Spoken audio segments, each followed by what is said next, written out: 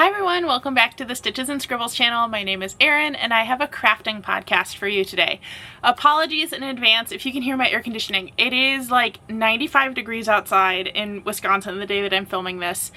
I have a sweatshirt on because it's cold in my basement from the air conditioning traveling downstairs from the rest of the house, but I also can't turn it off because then the rest of the house will get too hot and humid. So the AC is staying on. I'm nice and cool in the basement.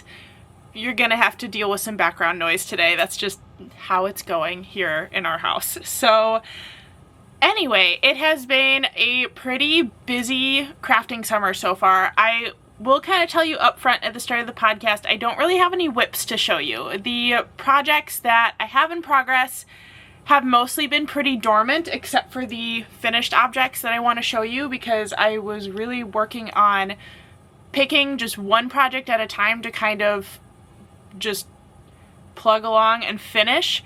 So all of my other ones kind of just stayed off to the side for now, but I do have finished objects to show you, and I do have acquisitions to show you for the first time in a while. And I also wanted to talk about kind of my plans of what I want to make for the rest of the summer because I have some projects that I'm really excited about, partially from the things that I have purchased to show you. So let's start with our finished objects and then we'll dive into acquisitions. So my first finished object that I did, and this one took a long time, which is partially why I kind of had to pick one thing at a time to focus on, but this is another version of my Four Seasons cardigan.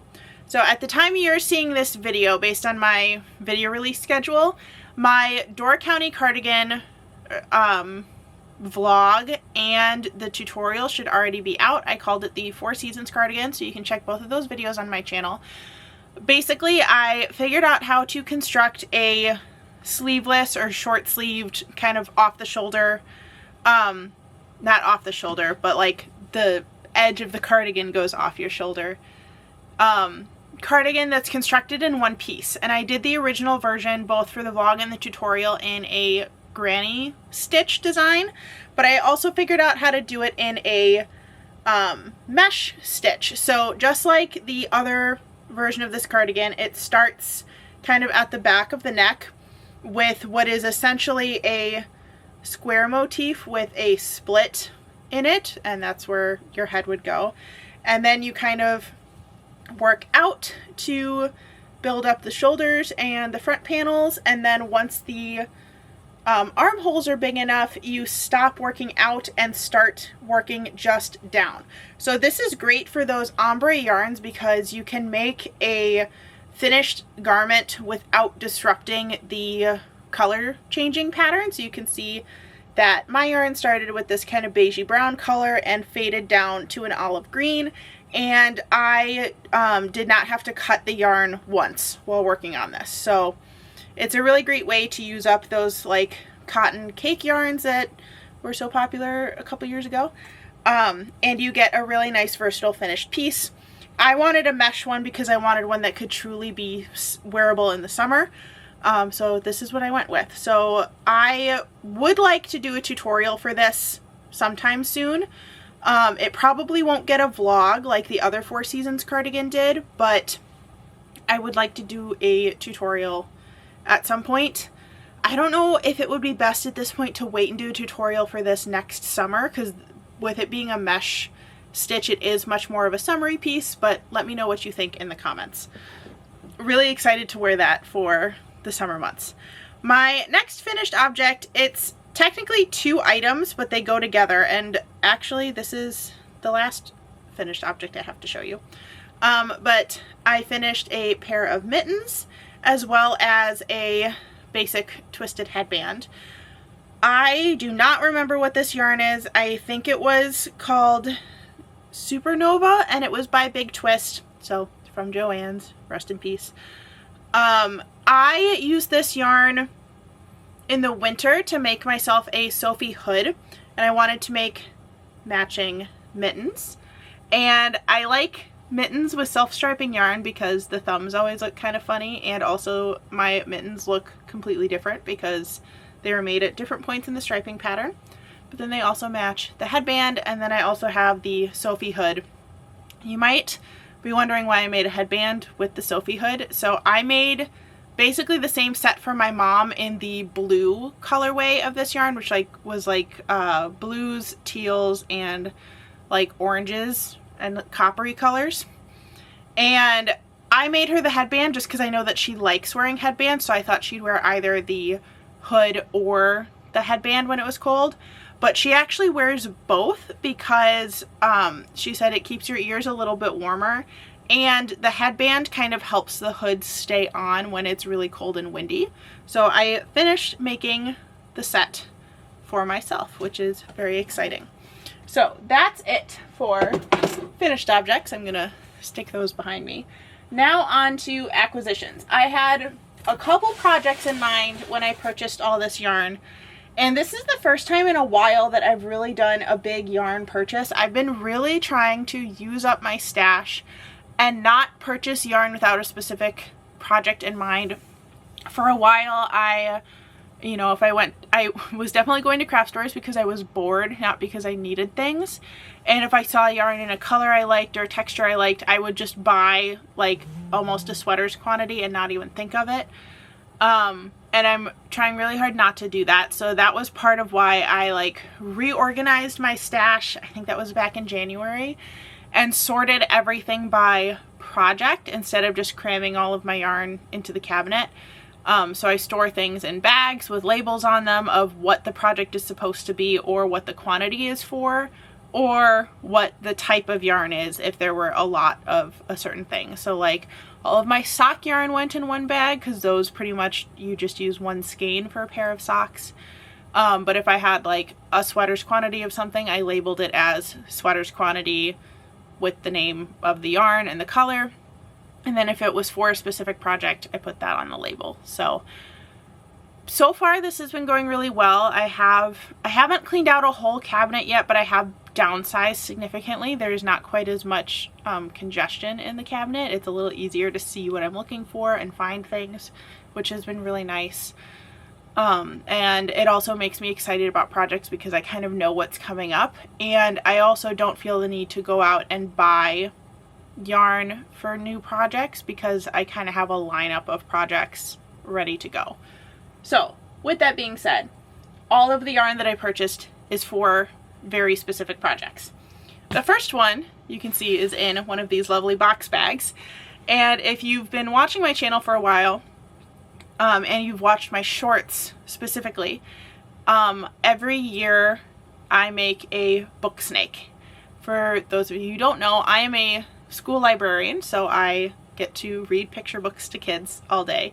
Not just picture books. I get to read books with kids as my job, which is absolutely delightful. But one of the things that I really love doing that I brought to the position when I started was making a book snake. So every week I read a set of picture books with my younger readers, and for every book we read together, the book snake gets a stripe. So they have kind of a visual representation of how many books we've read together in a school year, and they love seeing how long the snake has gotten. They love talking about all the different colors. They like talking about what types of books we're reading and how that translates to the stripes. It's a really good time. So in the past, I've had Paige the Python and Dusty the Diamondback. And we've now finished those two book snakes. I've been at this position for 2 years. And my school actually also has an auction every other year. So Paige the Python was actually an auction item in one of these box bags with some of the books that we read the year that she was made. And it was a really cute way to kind of give back to the school because it actually did raise a significant amount of money, which I was surprised by. And the kids were really excited about the possibility to be able to take her home. So since the auction is every 2 years, from now on there will be 2 book snakes in every auction. So this is the bag for the next book snake. And I wanted this book snake to have a really bright color palette. That's kind of why we went with the tropical book box. And I did that because both Paige and Dusty had kind of like subdued, earthy, dusty colors. So for the next one, I wanted some really fun brights. so I went to Michael's and I got yarn from the Loops and Threads line, although I just realized one of these is actually Big Twist, which I did not realize, but that's okay. I didn't notice, so it should be fine. But I picked all colors to match the bag. So the first one I got, and the Loops and Threads is in the Impeccable line. I got Loops and Threads Impeccable in the color Rich Orchid, which is this deep kind of plummy pink. Then I got Loops and Threads Impeccable in the color Arbor Rose, which is a neon pink, or like a hot pink. Then I got Loops and Threads Impeccable in the color Apricot, kind of a peachy color. Then this is the outlier. This is Big Twist Anti-Pilling Acrylic, or Big Twist Living, in the color Orange. So a nice, bright, vibrant orange. Then Loops and Threads Impeccable in the color Sunny Day. Putting these all in the bag so that hopefully I can tip it up and show you all the colors together. Then Loops and Threads Impeccable in the color Butterscotch, a nice pastel yellow. Then Loops and Threads Impeccable in the color Dark Emerald. That's probably my favorite color of the set. Loops and Threads Impeccable in the color Jade, a nice bright, almost minty green. And finally, Loops and Threads Impeccable in the color Sea Green. This looks blue to me. This is like a turquoise colorway. But this is what all the colors look like together. So I think this will give us a really fun, bright book snake. And I think the colors matched the bag really, really well. We got smart this time and picked the bag before picking the colors. Because in the past, I've picked the colors for the snake and then it was a real challenge to find a bag that matched all the colors. So we went the other way this time and picked the bag first and then the yarn colors for the snake. So this time I am thinking that this snake is going to be a cobra. So we had Paige the Python and then Dusty the Diamondback. This year I want to do a cobra, and I have seen a couple of crochet amigurumi patterns for a cobra that I'm probably going to use.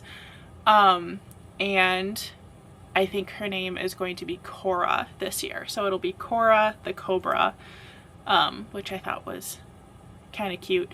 It didn't quite fit so well with a library themed name because we had Paige, like pages of a book, and Dusty because there's no way to get rid of all the dust in a library. It's part of the environment. So I don't have any more library names. If you have any suggestions, leave them down below. It's hard to find a name that also goes with a type of snake. We also thought about doing Dewey for the Diamondback snake, but we read a book, or I read it at the beginning of the year the last couple years, called Dewey the Library Cat. So in my mind, Dewey is a cat, not a snake. So that's why we haven't used Dewey, because I know that that'll be a suggestion that would come through. But if you have any other ideas, I'd love to hear them, because the goal is to keep doing this because it's fun, the kids expect it, and it's a really easy auction item that raises money. So if you've got any ideas, let me know in the comments below. All right, my other box was an order from Lion Brand, and there are two projects in here that I got yarn for. The first one, oh, and these are still kind of in their plastic, so it's going to be a little tough to see the colors. I should have opened these first. We'll just open them on camera. The first project that I want to make is the barn sweater. I'm forgetting who it's by at this moment,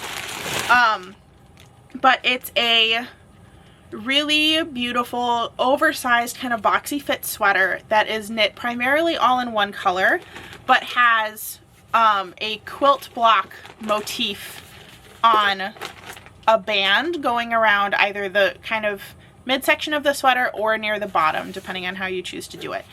And I wanted to do this sweater specifically in the, sorry for the plastic noise, specifically in the Lion Brand Catino yarn, because I have just loved that yarn lately. I did a baby gift with it a couple months ago and just loved the texture. I would love to make everything in this yarn forever. But the reason why I wanted to make that sweater specifically is A, I just love the quilt blocks motif, but B, we do Catholic Schools Week at my school, and frequently for Catholic Schools Week there's a day where you're supposed to wear red, white, and blue, but Catholic Schools Week is end of January into February. It's that week that spans those 2 months. So getting out your 4th of July t-shirts feels a little bit silly during that time. I have kind of managed it in the past by wearing jeans and like a red sweater, but I don't have a lot of red or white in my wardrobe. I do have a lot of blue, and I definitely don't have a lot of red, white, and blue stuff even for 4th of July. I have one t-shirt that I wear for 4th of July, and it's my Taylor Swift Holiday House t-shirt. But otherwise, I don't do red, white, and blue very often. So I had this idea a couple years ago of wanting to knit a sweater that could read as red, white, and blue for that one day of Catholic Schools Week, but wouldn't look out of place wearing it for other occasions. So when I saw the barn sweater with the kind of very classic Americana quilt block motif on it, I knew that it would work perfectly for that color palette. So for my main color for the sweater, I got 6 skeins of Lion Brand Catino in the color Azul. Yeah, I think I'm looking at the the languages and wondering which one is the English name. Yeah, so in English it is Azul because it's labeled in English and French. So it's this kind of deep denim blue, which I wanted because I knew it would look nice with jeans, either a light wash or a dark wash. So that's my main color. And then for the quilt block motif, I got these 2 colors, which are Jam and Goose Down. So a really deep burgundy and an off-white cream. And I picked these colors because they are red, white, and blue, but they're not going to read as overtly patriotic if I choose to wear the sweater on another occasion.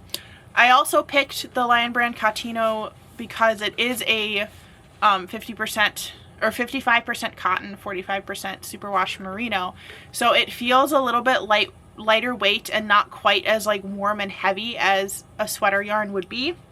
So I could use it as an extra layer in the summer if it's in the evening and it's really chilly, because of that mostly cotton base. But these colors together I like a lot more than the traditional like navy, bright red, and like stark white.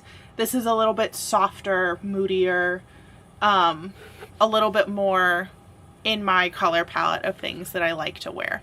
Of course, the fact that I have this like kind of plum burgundy shirt on is helping that argument quite a lot. But I'm excited to make that. This also just kind of reminds me of like berry picking colors. I think probably because this color is jam, but it reminds me of like blueberry pie, which is also very American. The other project that I'm going to make, and I'm going to pause my camera for a second because there's another piece of the project I forgot to get out. Okay, we're back with my other project. So the next project, I got a bunch of Lion Brand Trubu, which is 100% rayon from Bamboo, in these 2 colors. Again, we've got this like plum purpley burgundy color. This is the color Mulberry, and this is the color Light Pink. And I got these because I was kind of reminiscing about a childhood favorite movie. And this movie happens to feature the main character wearing a very stripy, very early 2000s looking poncho in a scene of the movie. And if you're thinking of the infamous poncho from Princess Diaries 2, that is what I was thinking of when I picked this yarn.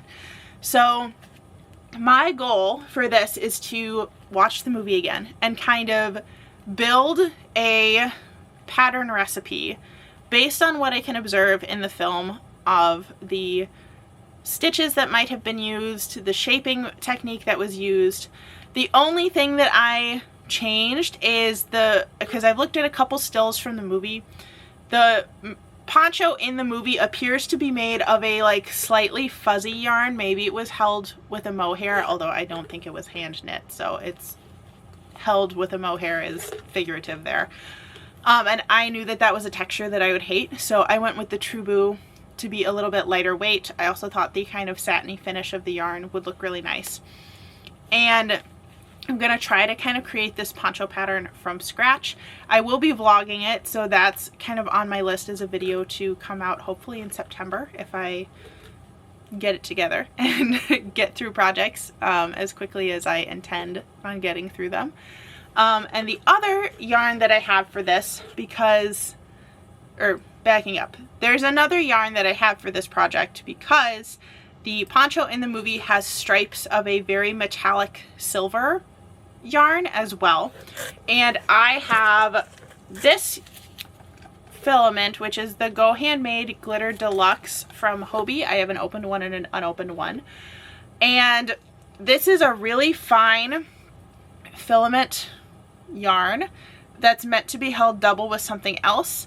I plan on chain plying it so that I get a slightly thicker yarn, and I'm going to be using it by itself. I'm trying to kind of hold it tripled up to see what the thickness would look like. So I may even double chain ply it so that it's like 9 threads thick instead of 3.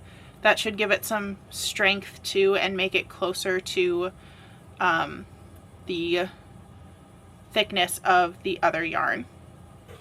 I was going to try to use a different version of Trubu because there used to be a sparkle Trubu, and I know because I have some on my shelf back there.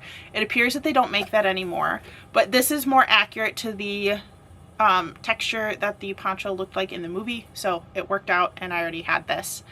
I think it's just getting it to the right thickness that's going to be a problem, so I'm very glad that I have 2 of these because each one is almost 2,000 meters. This one says it's 1,800 meters. And the stripes of this are pretty small, so I should have enough between the 2 of them even if I triple it up or more. We'll have to see. Maybe I can hold it double and chain ply it so it'll be 6 strands thick instead of 9, and that should hopefully work. But they're going in the box for now. Those are my acquisitions. We already talked about finished objects. So talking about videos coming out. So I finished my 4 Seasons cardigan series out. Those are my July videos, so you would have already seen them by this point if you're watching my channel. For August, I really wanted to focus on projects that I had been putting off, which seems like kind of an odd theme. August is also a month with 5 Saturdays in it, so I will also be releasing another set of timers like I did a few months ago, just because I like those. They're easy and relaxing. One of the projects that I want to release is my daisy chain top. I started this, I think, back in March or April. I have the video like half filmed on my other camera card, but I just totally lost the motivation to work on this. So the daisy chain top, if you don't know, is by Realm Designs. It's a crochet pattern where you make individual crochet daisies and kind of join them as you go to create a sort of lace flower fabric. And it's really cute. What I didn't anticipate was how annoying it would be to make all of the daisy motifs and weave in all of the ends of the daisies, because each daisy has 2 ends and there's no way to like work them contiguously. You have to like cut your yarn between each one. even if you were doing it all in one color. And it felt very tedious.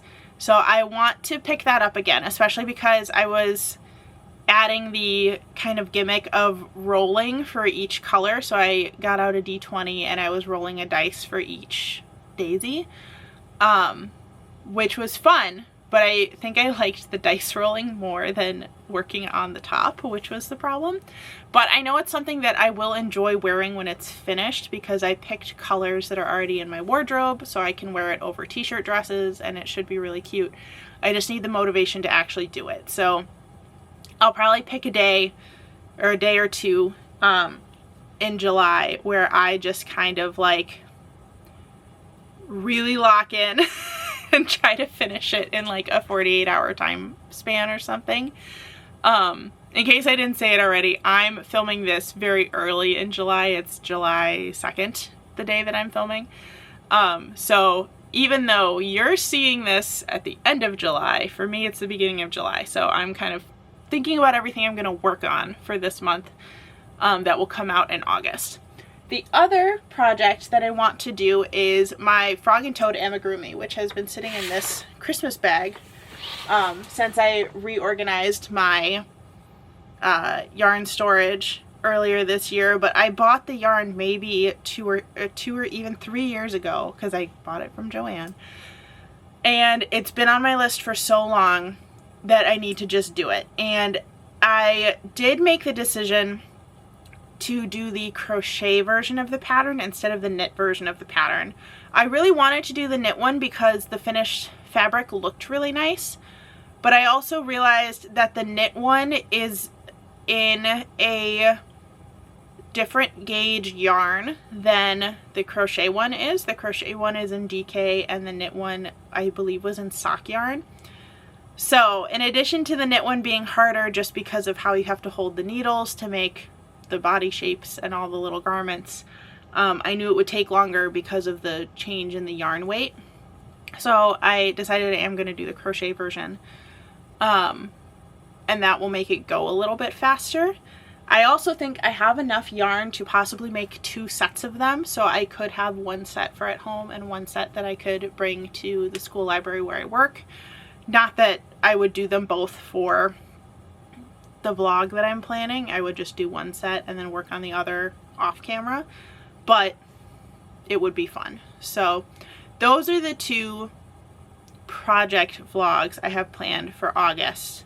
And then moving into fall, I have some more tutorials that I want to post. Specifically, I want to do a Tunisian crochet tutorial for a cowl that I had made a while ago and would like to revisit and show you guys how to do it. And I want to do my Princess Mia poncho. So those videos probably will also be filmed in July. I'll just stagger their release. Summer tends to be the time where I, obviously because I'm not working, I have more time to do videos and vlogs and things like that. So I really want to try to like get way ahead on filming so that I can relax a little bit more during the school year, or do simpler videos during the school year and do kind of my big intense projects over the summer, even if they might not be seasonally accurate or I'm slating the video for way later than when I filmed it. But that's enough of a peek behind the scenes into my filming process, and I think we're gonna call it done for this podcast episode. I think I've talked enough about all the craft projects I want to do this summer. Thank you so much for watching. If you enjoyed what you saw today, make sure you hit the subscribe button down below. I post videos usually every Saturday, assuming that I am on schedule. I talk about books, I talk about crafts, and it's generally a good time. If you want to follow me on other social media sites or check out my online shop, that will be in the description box below. Thanks again for watching, and I'll see you in the next one. Bye everyone.